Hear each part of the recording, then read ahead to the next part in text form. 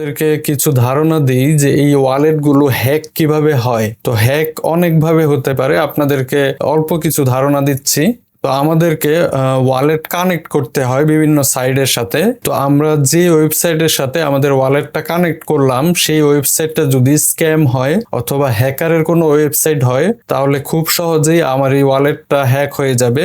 এবং হ্যাক হওয়ার আরেকটা কারণ হচ্ছে কন্ট্রাক্ট অ্যাড্রেস অ্যাড করা। আমাদের অনেক সময় ওয়ালেটে কন্ট্রাক্ট অ্যাড্রেস অ্যাড করতে হয়, তো অনেক ক্ষেত্রেই এই কন্ট্রাক্ট অ্যাড্রেসটা হয়ে থাকে স্ক্যাম একটা কন্ট্রাক্ট অ্যাড্রেস, অর্থাৎ হ্যাকারের একটা কন্ট্রাক্ট অ্যাড্রেস। তো এই কন্ট্রাক্ট অ্যাড্রেসটা যদি কোনো হ্যাকারের হয়, তাহলে আমরা আমাদের ওয়ালেটে সেটা অ্যাড করার মাধ্যমেও আমাদের ওয়ালেটটা হ্যাক হয়ে যেতে পারে। তো আরেকটা কারণ হচ্ছে আমাদেরকে অনেক সময় ফেক টোকেন স্ক্যামাররা আমাদের ওয়ালেটে পাঠিয়ে থাকে। ওই ফেক টোকেন গুলো আমরা যদি অ্যাপ্রুভ করি অথবা ওইগুলো যদি আমরা ব্যবহার করি, তাহলেও আমাদের ওয়ালেটটা হ্যাক হয়ে যেতে পারে। তো আরো একটা কারণ হচ্ছে আমাদের অনেক সময় ব্রিজ করার প্রয়োজন হয়, অর্থাৎ একটা নেটওয়ার্কের টোকেন থেকে অন্য নেটওয়ার্কের টোকেনে কনভার্ট করার প্রয়োজন হয়। ওই ক্ষেত্রে আমরা বিভিন্ন ব্রিজিং ওয়েবসাইট ব্যবহার করি। তো আমরা যে ওয়েবসাইটের মাধ্যমে ব্রিজ করছি ওই ওয়েবসাইটটা যদি হ্যাকারের হয়ে থাকে, তাহলে ব্রিজ করার পরে আমাদের ওয়ালেটটা খুব সহজেই হ্যাক হয়ে যাবে।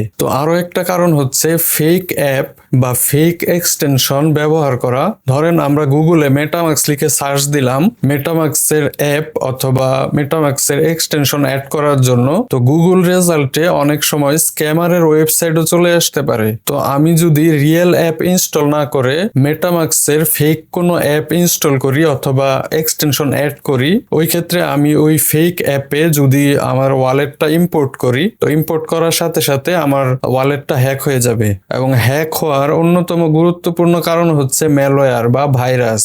এই ম্যালওয়্যারের মাধ্যমে যদি আমাদের হ্যাক হয়, তাহলে আমাদের ক্ষতির পরিমাণটা সবচেয়ে বেশি হয়ে থাকে। কারণ অন্যান্য কারণে আমাদের ওয়ালেট হ্যাক হলে আমাদের শুধুমাত্র একটা ওয়ালেট হ্যাক হয়, কিন্তু যদি আমাদের ডিভাইসে অর্থাৎ আমাদের মোবাইলে বা কম্পিউটারে যদি হ্যাকারের কোনো ম্যালওয়্যার বা ভাইরাস ঢুকে, ওই ক্ষেত্রে আমাদের মোবাইলে থাকা অথবা আমাদের কম্পিউটারের এক্সটেনশনে থাকা সবগুলো ওয়ালেট হ্যাক হয়ে যাওয়ার সম্ভাবনা থাকে।